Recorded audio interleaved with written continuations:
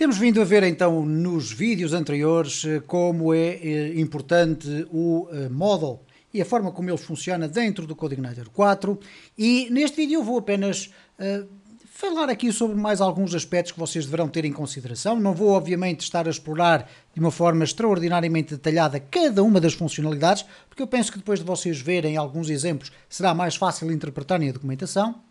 De qualquer das formas, o que aconteceu foi que eu tive aqui, entretanto, a fazer algumas experiências com algumas das funcionalidades que estão aqui mais para baixo e decidi que, ok, eu quero mexer novamente aqui na minha base de dados e voltar a tê-la como a tinha anteriormente. Ora, neste caso, se bem se recordam, num dos vídeos anteriores, eu já tinha criado aqui um reset, ok? Então, se eu agora quiser fazer novamente o refrescamento, eu vou dizer this reset e vou dizer que quero apenas 5 registros, ok?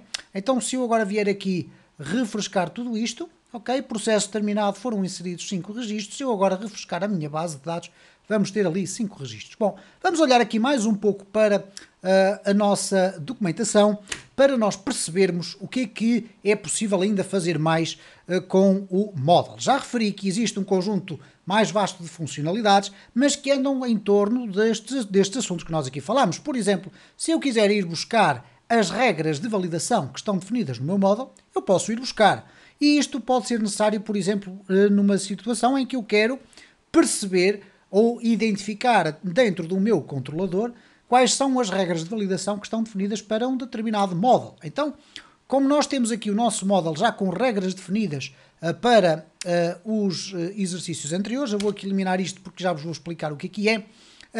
E o que é que acontece aqui? Se eu tiver, então, clientes é igual a new clientes, e agora quiser ir buscar as regras de validação para fazer o que quer que seja com elas, vou colocar aqui regras é igual a clientes, e agora vamos aqui simplesmente ver qual é a função, neste caso, validation rules, ok? E reparem que não se trata de uma função, trata-se de uma propriedade, e aqui é preciso ter atenção porque uma função iria levar então a abertura e fecho de parênteses, eventualmente com a colocação de argumentos aqui dentro, não é necessário, porque desta forma nós vamos ter aqui, vamos fazer a experiência, um this print array de regras. Ok? E à partida vamos ter então o retorno das regras todas que ali estão. Vamos aqui refrescar e reparem, cá está então, para o nome eu tenho o required, o min length 3 e aqui para o email tenho o required. Basicamente ele vai-me devolver uma string dentro de um array associativo com o nome de cada parâmetro que contém as respectivas validações e depois estas validações. Como é que nós poderemos isolar estas validações? Bom, neste caso não será necessário recorrer a funcionalidades do CodeIgniter, bastará quebrar todas as regras, fazer neste caso, por exemplo, um split, ou um explode, ou como lhe queiram chamar, portanto, a funcionalidade do PHP que nos permite transformar uma string num array, definindo aqui a barra vertical como o elemento separador, ok? Portanto, nada aqui de muito extraordinário.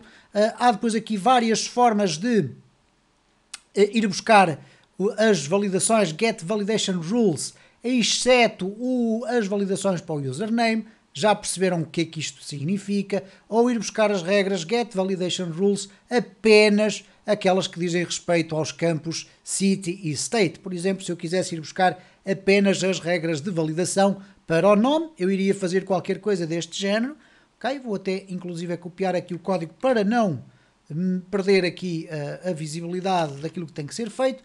Neste caso, eu tinha aqui regras model, vou colocar aqui esta sim uma função get validation rules e aqui dentro eu vou colocar que quero apenas, neste caso only, okay? Aqui obviamente com as plicas only e depois vou definir quais são.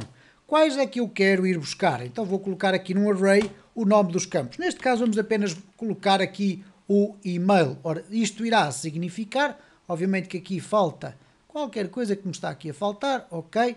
Neste caso não há aqui isto, obviamente, portanto estamos a definir a chave do array e depois um array com o nome dos campos. E se eu obviamente agora for aqui executar isto, eu esqueci-me daqui de comentar este bloco. Como vocês vão ter a oportunidade de verificar, penso que não irá. Ok, há aqui um erro. Ok, muito bem. Vamos aqui verificar o que é que esqueci-me aqui de fechar um parênteses reto. Agora sim, vamos deixar de ter o erro. E agora, quando formos aqui refrescar, só fomos buscar as validações do e-mail. Portanto, como vocês podem perceber, é muito fácil nós olharmos aqui para estes exemplos e irmos percebendo o que é que eles significam. Há aqui, agora, um exercício que eu quero vos mostrar e que pode também ter a sua utilidade, que é os Validation Placeholders. Basicamente, o que é que isto permite fazer? Eu nem sequer vou ler a documentação que aqui está, porque a regra que aqui está é relativamente fácil de entender. Pode gerar alguma confusão, mas eu vou-vos explicar de uma forma muito simples. Vamos imaginar que nós queremos definir uma regra para o e-mail que é obrigatório, tem que ser um e-mail válido e tem que ser único dentro da tabela users.email, neste caso nas nossas é no clientes.email, mas nós queremos abrir uma exceção. Ele tem que ser único desde que não seja igual a um registro cujo ID de cliente seja um registro específico. Vamos imaginar uma circunstância onde isto se pode aplicar. Imaginem que eu tenho uma conta de administrador que tem o ID de utilizador igual a 1. Então eu sei que esse e-mail que eu lá tenho não é para considerar dentro das regras. O que é que eu teria que fazer? Bom, vamos fazer aqui um exercício muito simples. Então eu vou aqui remover este código todo que aqui está para retirar este lixo e vamos fazer o seguinte. Se eu tiver aqui dados é igual a um array e vamos dizer nome, vamos colocar aqui novo nome e vamos definir aqui o e-mail. E no e-mail eu vou colocar aqui teste@teste.com. Bom, se eu executar agora o clientes save dados, o que vai acontecer é que o save vai olhar aqui para os dados, não vai encontrar nenhum ID de cliente e, portanto, vai interpretar como sendo uma inserção de registros. Sabemos, contudo, que o nosso e-mail está configurado no sentido de impedir que haja duplicados. Ora, não existe na nossa base de dados, neste caso na nossa tabela, nenhum registro com este tipo de e-mail. Então significa isto que se eu agora aqui refrescar o meu código, ok, não tenho nenhuma mensagem, não tenho nenhum erro, se eu agora refrescar aqui, nós vamos ter a oportunidade de ver que foi adicionado um novo nome e o teste.com. Se eu agora voltar a tentar refrescar aqui, nós vamos ter aqui um problema. Isto é, não tivemos aqui nenhum erro, mas também não tivemos mais inserção de nada. Porquê? Não tivemos nenhum erro porque nós não fomos buscar os erros. Então se eu colocar aqui print, ou nesse caso this, print array, e vamos colocar aqui clientes, errors. Ok?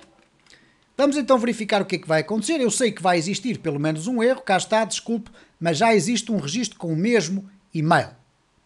Bom, vamos aqui colocar teste 1.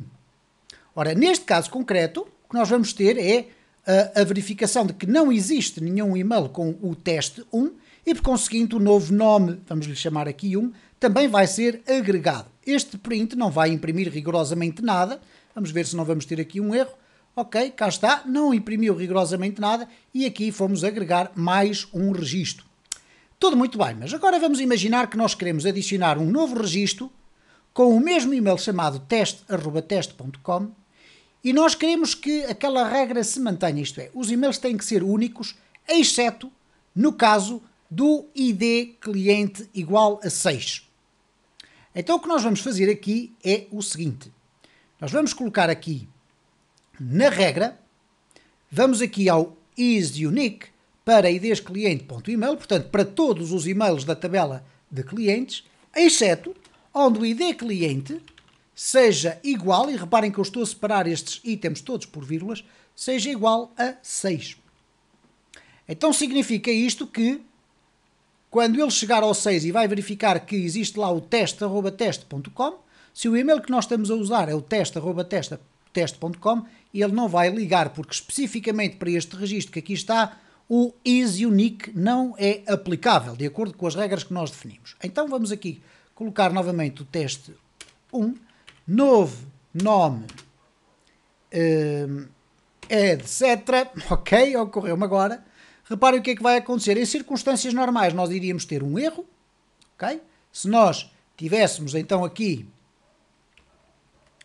uma regra diferente desta, isto é, se eu agora comentar aqui e remover daqui esta parte, nós vamos ter um erro apresentado pelo nosso sistema. Cá está, desculpe, mas já existe um registro com o mesmo e-mail. Mas se eu agora trocar as regras e deixar ali aquela exceção, então o que nós vamos ter aqui é a ausência de erro e quando formos refrescar aqui vamos ter a inserção de um novo registro. Porquê que o novo registro foi inserido? Por uma razão muito simples, nós não definimos nos nossos dados o ID do cliente. Porque se nós definirmos o ID do cliente, vamos colocar aqui a expressão teste, mas se definirmos aqui o ID de cliente, que vai ser o 3, por exemplo, o que vai acontecer à partida é o save interpretar isto como sendo um update, porque é definido o ID cliente, e a partir desse momento ele vai alterar o nome do registro número 3, que aqui está, para o novo nome, ok? Ou neste caso para teste, e depois teste@teste.com. E como para o elemento cujo ID é igual a 6, existe esta exceção à regra de serem e-mails únicos, à partida não vamos ter nenhum problema. Vamos aqui refrescar e ele diz, não senhora, desculpe, mas já existe um registro de e-mail com o mesmo e-mail. Porquê que está acontecido isto? Bom, reparem, é muito fácil analisarmos o nosso código. Eu estou aqui a dizer que o cliente, para o cliente e-mail tem que ser único, mas para o e-mail que está registado no ID cliente igual a 6 é para ignorar a regra do é único. Só que o que acontece é que eu, entretanto, já tenho também este mesmo e-mail, que eu tenho no 6, também já tenho aqui no 8. Então eu vou aqui propositadamente alterar para teste 2 e agora vamos aqui novamente refrescar. Não há qualquer erro. O que é que vai acontecer aqui? Como eu identifiquei o ID do cliente, quando eu agora for a refrescar, reparem o que é que vai acontecer ao registro terceiro.